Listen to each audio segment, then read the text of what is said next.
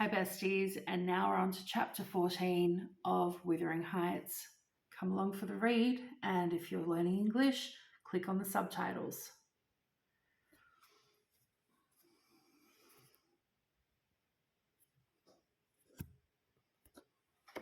Chapter 14, Wuthering Heights, Emily Bronte. As soon as I had pursued this epistle, I went to the master and informed him that his sister had arrived at the Heights, and sent me a letter expressing her sorry for Mr. Linton's situation, and her ardent desire to see him, with a wish that he would transmit to her as early as possible some token of forgiveness by me. "Forgiveness," said Linton. "I have nothing to forgive her. Ellen, you may call at Wuthering Heights this afternoon if you like, and say that I am not angry, and I'm sorry to have lost her, especially as I can never think she'll be happy. It is out of the question my going to see her, however. We are eternally divided, and should she really wish to oblige me, let her persuade the villain she has married to leave the country." "And you won't write her a little note, sir?" I asked imploringly. "No," he answered. "It is needless. My communication with Heathcliff's family shall be as sparing as his with mine. It shall not exist." Mr. Edgar's coldness depressed me exceedingly, and all the way from the Grange I puzzled my brains how to put more heart into what he said. When I repeated it, and how to soften his refusal, and even a few lines to console Isabella. I dare say she had been on the watch for me since morning. I saw her looking through the lattice as I came up the garden causeway, and I nodded to her, but she drew back as if afraid of being observed. I entered without knocking. There never was such a dreary, dismal scene as the formerly cheerful house presented. I must confess that, if I had been in the young lady's place, I would at least have swept the hearth, wiped the tables with a duster. But she already partook of the pervading spirit of neglect which encompassed her. Her pretty face was wan and listless, her hair uncurled, some locks hanging lankly down, and some carelessly twisted round her head. Probably she had not touched her dress since yesterday evening. Hindley was not there. Mr. Heathcliff sat at a table turning over some papers in his pocket-book, but he rose when I appeared, asking me how I did quite friendly, and offered me a chair.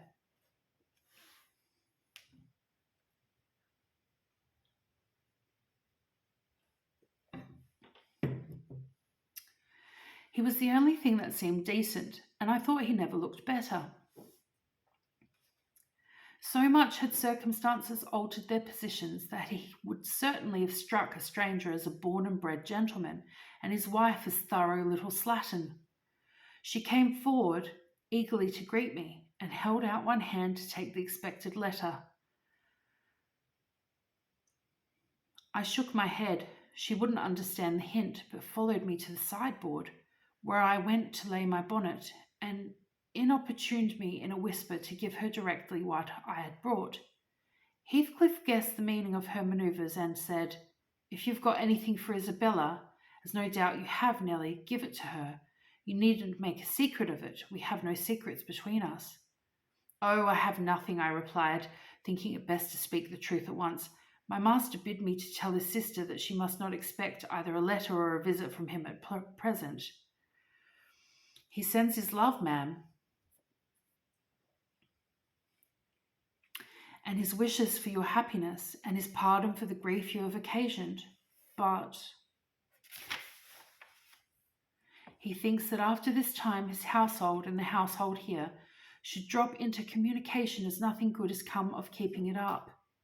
Mrs. Heathcliff's lip quivered slightly, and she returned to her seat in the window. Her husband took his stand on the hearthstone near me, and began to put questions concerning Catherine. I told him as much as I thought proper of her illness, and he extorted from me, by cross-examination, most of the facts connected with its origin. I blamed her, as she deserved, bringing it all on herself, and ended by hoping that he would follow Mr. Linton's example, and avoid future interference with his family, for good or evil. Mrs. Linton is now just recovering, I said.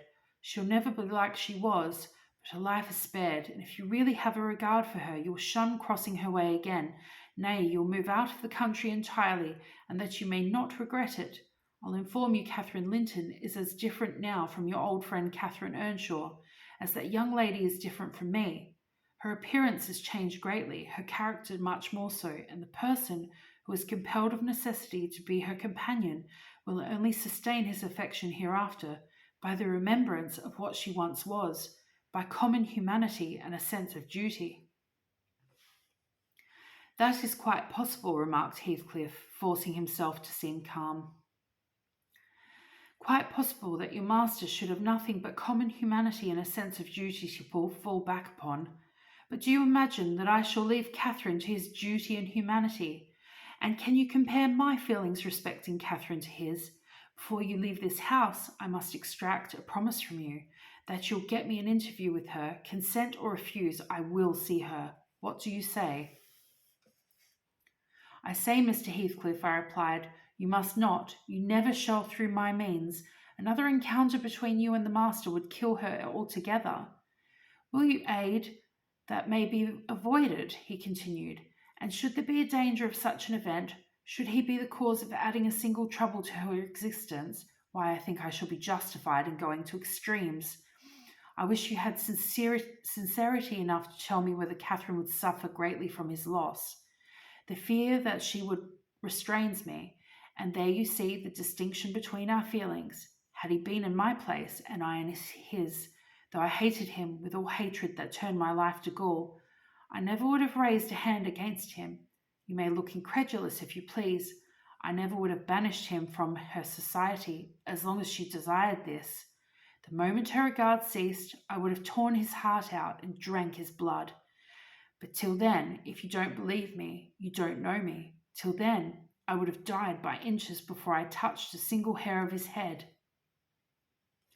And yet, I interrupted, you have no scruples in completely ruining all hopes of a perfect restoration by thrusting yourself into her remembrance now, when she has nearly forgotten you, and involving her in a new tumult of discord and distress.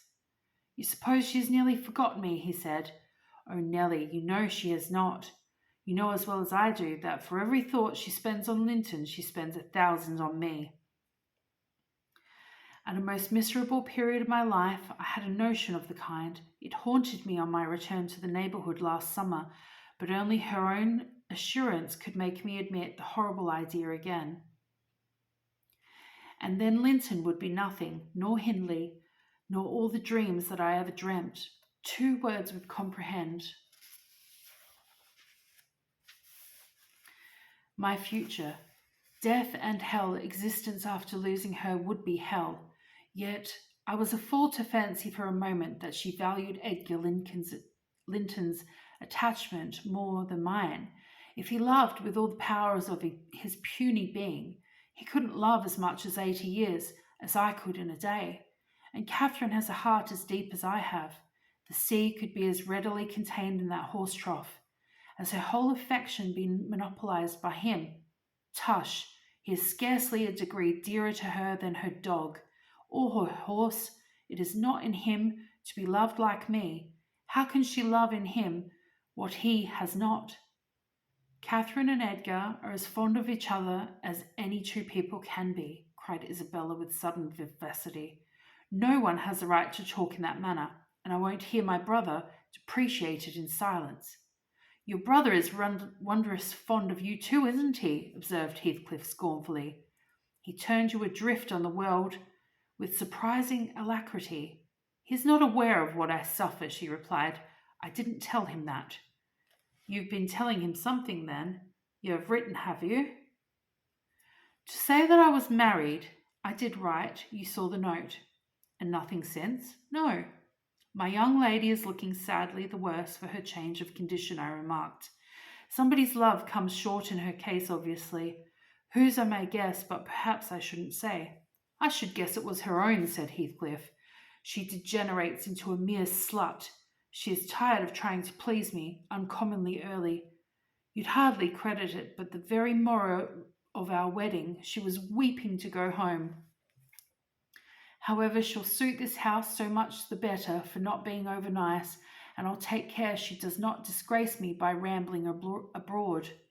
Well, sir, returned I hope you will consider that Mrs. Heathcliff is accustomed to be looked after and waited on, and that she has been brought up like any other daughter with whom everyone was ready to serve. You must let her have a maid to keep things tidy about her, and you must treat her kindly, whatever be your notion of Mr. Edgar.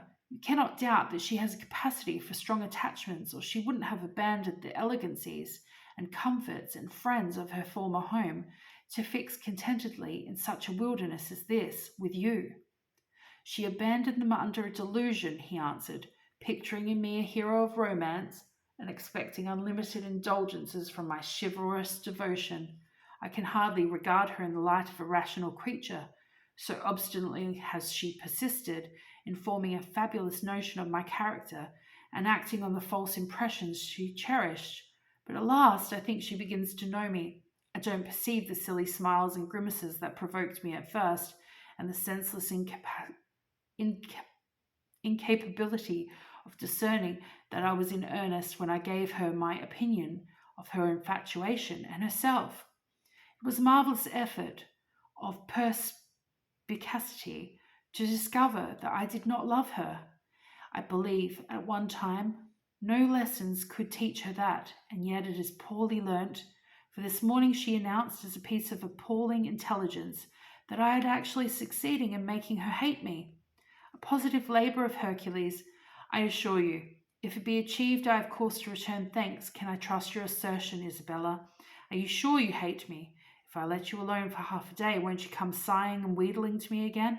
I dare say she would rather I seemed all tenderness before you. It wounds her vanity to have the truth exposed, but I don't care who knows that the passion was wholly on one side, and I never told her a lie about it. She cannot accuse me of showing a bit of deceitful softness.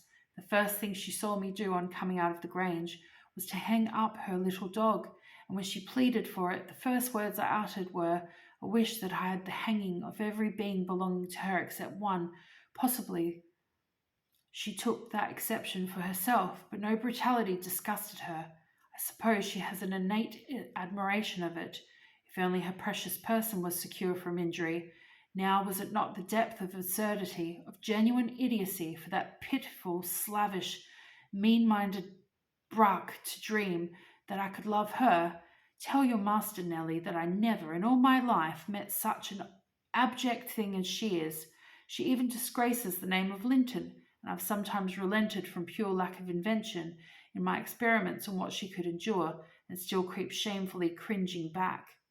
But tell him also, to set his fraternal and magisterial heart at ease, that I keep strictly within the limits of the law. I have avoided, up to this period, giving her the slightest right to claim a separation. And what's more, she'll thank nobody for dividing us. If she desired to go, she might. The nuisance of her presence outweighs the gratification to be derived from tormenting her. Mr. Heathcliff, said I, this is the talk of a madman, and your wife most likely is convinced you are mad, and for that reason she has borne with you hitherto. But now that you say she may go, she'll doubtless avail herself of the permission. You are not so bewitched, ma'am, are you, as to remain with him of your own accord? Take care, Ellen, answered Isabella, her eyes sparkling irefully. There was no misdoubting by their expression the full success of her partner's endeavours to make himself detested. Don't put faith in a single word he speaks. He's a lying fiend, a monster, and not a human being. I've been told I might leave him before, and I've made the attempt, but I dare not repeat it. Only, Ellen, promise you'll not mention a syllable of his infamous conversation to my brother or Catherine. Whatever he may pretend, he wishes to provoke Edgar to desperation. He says he has married me on purpose to obtain power over him, and he shan't obtain it. I'll die first. I just hope, I pray, that he may forget his diabolical prudence and kill me. The single pleasure I can imagine is to die, or to see him dead. There, that will do for the present, said Heathcliff. If you are called upon in a court of law, you'll remember her language, Nelly, and take a good look at the countenance. She's near the point which would suit me. No, you're not fit to be your own guardian, Isabella, now, and I, being your legal protector, must retain you in my custody, however distasteful the obligation may be. Go upstairs. I have something to say to Ellen Dean in private. That's not the way. Upstairs, I tell you. Why, this is the road upstairs, child. He seized and thrust her from the room and returned muttering, I have no pity. I have no pity. The more worms writhe, the more I yearn to crush out their entrails. It is a mortal teething, and I grind with greater energy in proportion to the increase of pain. Do you understand what the word pity means? I said, hastening to resume my bonnet. Did you ever feel a touch of it in your life? Put that down, he interrupted, perceiving my intention to depart. You're not going yet. Come here now, Nellie. I must either persuade or compel you to aid me in fulfilling my determination to see Catherine, and that, without delay, I swear that I meditate no harm. I don't desire to cause any disturbance or to exasperate or insult Mr. Linton. I only wish to hear from him herself how she is and why she has been ill, and to ask if anything that I could do would be of use to her. Last night I was in the Grange garden 6 hours, and I'll return there tonight, and every night I'll haunt the place, and every day till I find the opportunity of entering. If Edgar Linton meets me, I shall not hesitate to knock him down and give him enough to ensure his quiescence while I stay. If his servants oppose me, I shall threaten them off with these pistols. But wouldn't it be better to prevent my coming in contact with them or their master, and you could do it so easily? I'd warn you when I came, and then you might let me in unobserved as soon as she was alone and watch till I departed, your conscience quite calm. You could be hindering mischief. I protested against playing the treacherous part in my employer's house, and besides, I urged the cruelty and selfishness of his destroying Mrs. Linton's tranquillity for his satisfaction.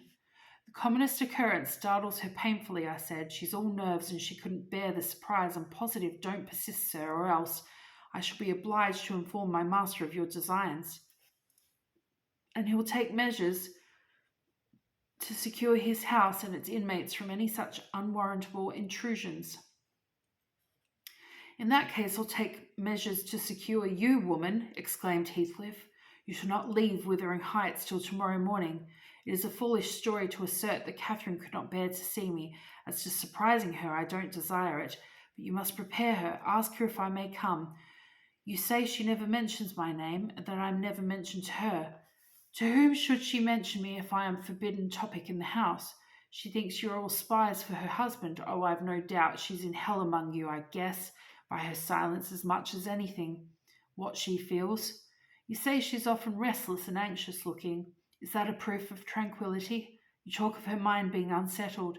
How the devil could it be otherwise in her frightful isolation, and that insipid paltry creature attending her from duty and humanity, from pity and charity? He might as well plant an oak in a flower pot and expect it to thrive, as imagine he can restore her to vigour in the soil of his shallow cares. Let us settle it at once. Will you stay here, and I am to fight my way to Catherine over Linton and his footman, or will you be my friend, as you have been hitherto, and do what I request? Decide, because there is no reason for my lingering another minute if you persist in your stubborn ill nature.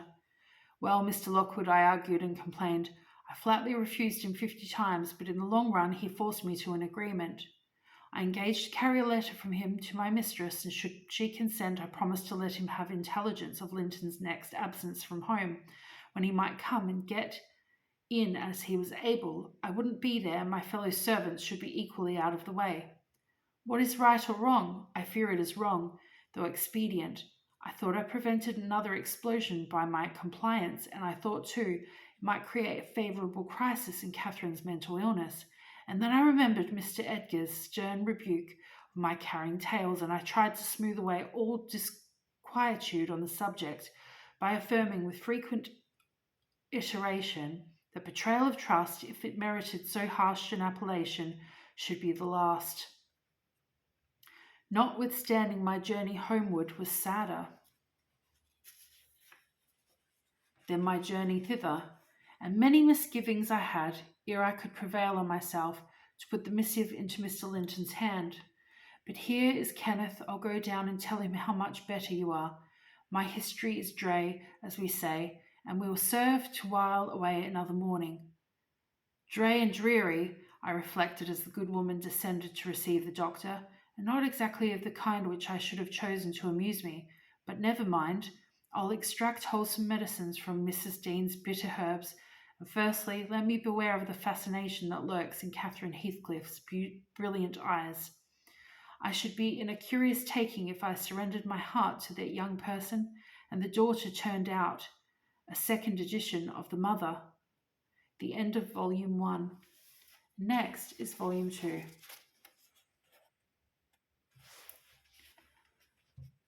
Which will be Chapter 1 of Volume 2. And we'll save that till next time. Bye, besties.